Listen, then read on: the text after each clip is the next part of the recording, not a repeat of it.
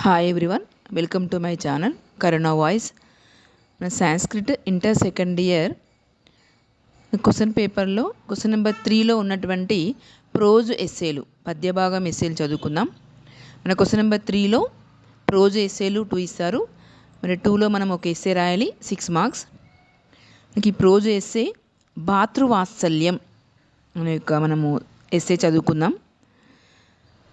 కవి పరిచయ. భాతృవాత్సల్యం ఇతి పాఠః బాణమహాకవినా విరచిత హర్షచరితం నామ గ్రంథాత్ స్వీకృతః. కవి పరిచయం.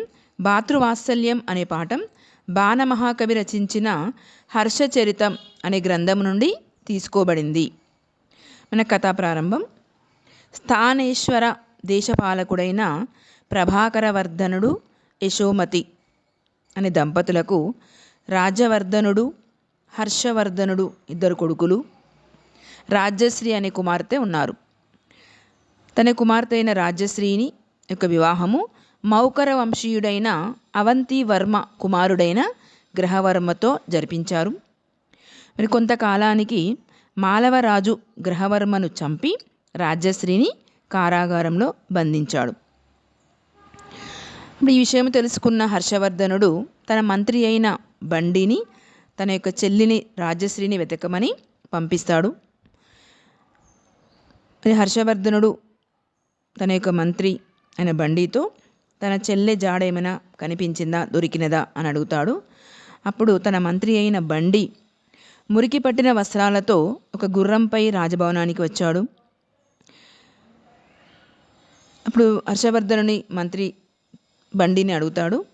అప్పుడు మంత్రి, రాజా, రాజశ్రీ కారాగారం నుండి తప్పించుకొని వింధ్య అడవిలోకి ప్రవేశించింది. మరి ఆమెను వెతుకుతున్న భటులు కూడా ఇంతవరకు తిరిగి రాలేదు అని చెప్తాడు. ఆ మాటలు విన్న హర్షవర్ధనుడు, మరి వేరే భటులు వెతకటం ఎందుకు, నేనే నా చెల్లిని వెతకటానికి వెళుతాను అని మరునాడు హర్షవర్ధనుడు తన చెల్లెని వెతకడం కోసం గుర్రంపై వింధ్యాటవికి బయలుదేరుతాడు. చాలా రోజులు అడవిలో వెతికాడు. అడవిలో జీవించే అటవిక దళాధిపతి యొక్క కుమారుడు యువకుడైన ఒక శబరుని తీసుకొచ్చి ఈ విధంగా చెప్పాడు. రాజా, ఇతడు భూకంపుడనే పేరు గల శబరరాజు యొక్క అల్లుడు, నిర్ఘాతుడనే పేరు కలవాడు. ఇతనికి ఈ అడవిలో అన్ని ప్రాంతములు తెలుసు. అడవిలో చెట్లకు ఉన్న ఆకుల సంఖ్యను కూడా చెప్పగల సమర్థుడు.